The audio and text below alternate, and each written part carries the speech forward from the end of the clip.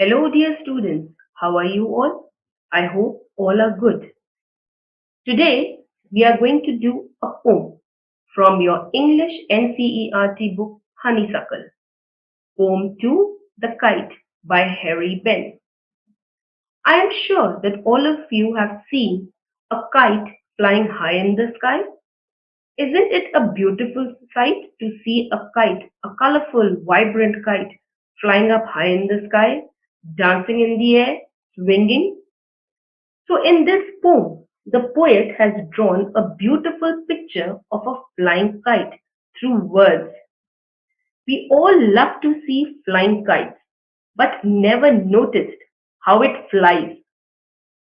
Through this beautiful word picture of a flying kite, the poet is just persuading the readers to fly one and notice its beautiful moves. Now, let us see the objective of the poem. Enhancing reading skills.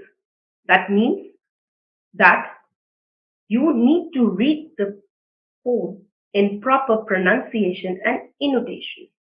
Developing poetic comprehension.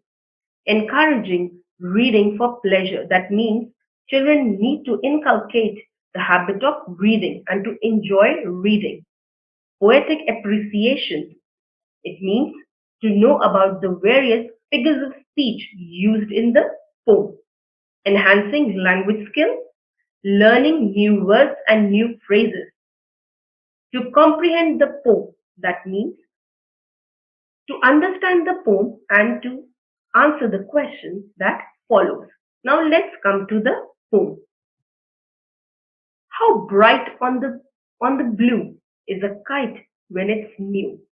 With a dive and a dip, it snaps its tail, then soars like a ship with only a sail. As over tides of wind it rides, climbs to the crest of a gust and pulls. A kite looks beautiful and bright on a clear blue sky when it flies for the first time. It moves with softness and force together at the same time. When flying its tail, it creates a cracking sound in the air. That means the kite has a tail. And when it is flying high in the sky, it makes a cracking sound. The poet now compares the kite with a ship in the sea.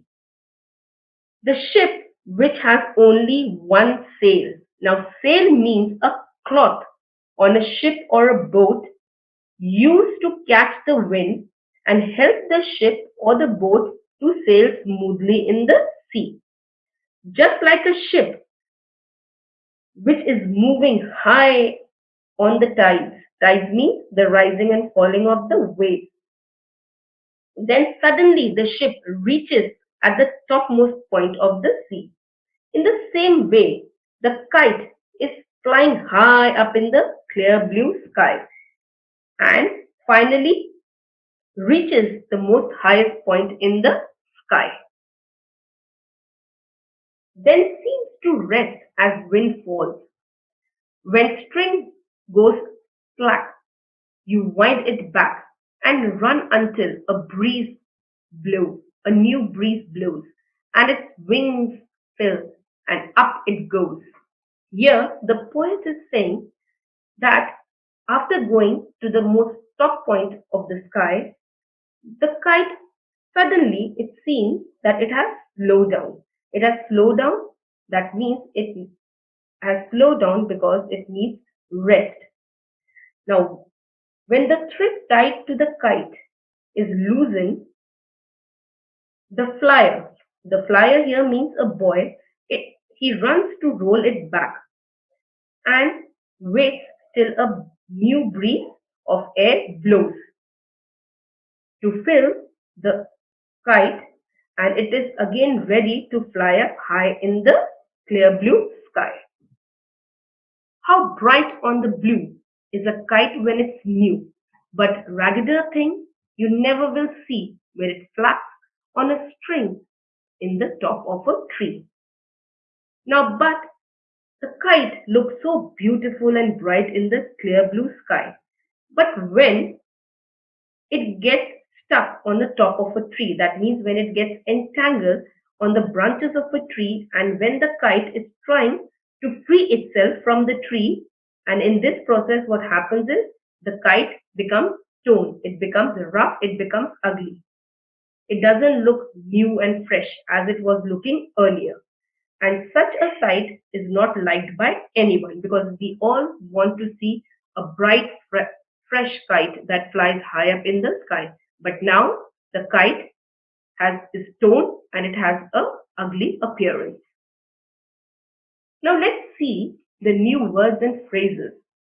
The first is dive and a dip. It means that to go up, to go into the water with force. In the same way, the kite is flying up high in the sky. Snap means the cracking sound, like the kite which has a tail. When it goes high up in the air, it makes a crackling sound. Soar means fly high. Crest means the topmost part of anything, like the topmost most part of a mountain, the topmost part of anything. Slack means to lose.